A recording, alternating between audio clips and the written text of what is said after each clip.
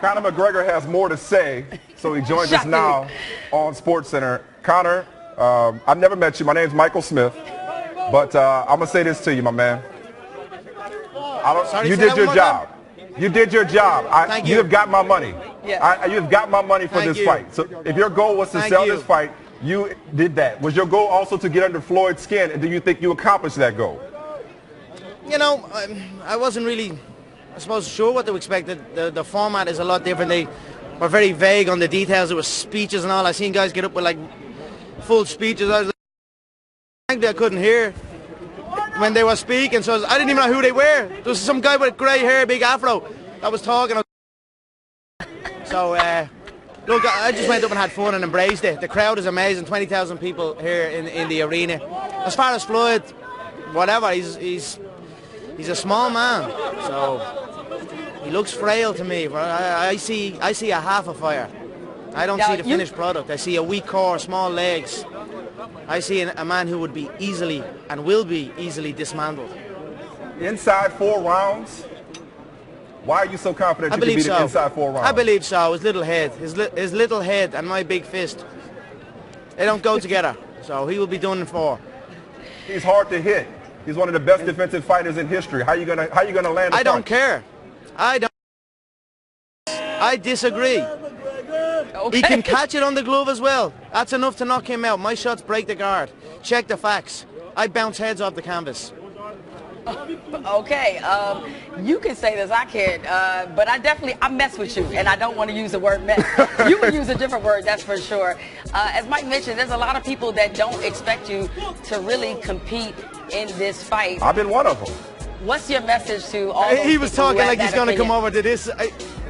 I don't care, like, I don't care what people think, but he was trying to say up there, next we'll do the MMA, we'll do an MMA fight next. I was like, don't start talking stuff that you wouldn't do. You don't to this world. But look, it's part of the show. People are for me and people are against me. But I don't believe, you know, even listen to all these so-called boxing experts and all these.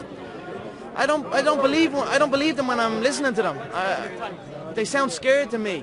I hear fear. So I'm just embracing it, listening to it. I'm very, very thankful that it's all on record, and I look forward to playing it all back the next couple of days after the fight. What can you tell us about what your strategy is going to be in terms of Floyd? As Mike mentioned, you're talking about one of the greatest defensive fighters of all time. So what are you going to do what 39 other people have been unable to do? Again, I come out very, very different. I fight very, very different. I'm from a different game than the boxing game. I'm from a game where you got to bounce your shin bone. The aim is to bounce your shin bone off your opponent's nose bone. That's the game I come from. So I'm going to come out the gate very, very differently. I'm going to paint a very different picture, and I'm going to land my shots and put them away. Where are you in your training at this point? What are we, like 6-7 weeks? I'm super fit right now. Lots of sparring rounds. We've had a referee brought in just to acclimatise with the rule set. You know, there's so many rules and restrictions. It's like I said up there, it doesn't faze me, it amuses me. It's interesting, but I'm enjoying it. So I've got lots of sparring rounds, lots more sparring rounds, and that's it. Keep fighting, fight every day, and then fight on fight night as well. We know what you think of Floyd as a fighter.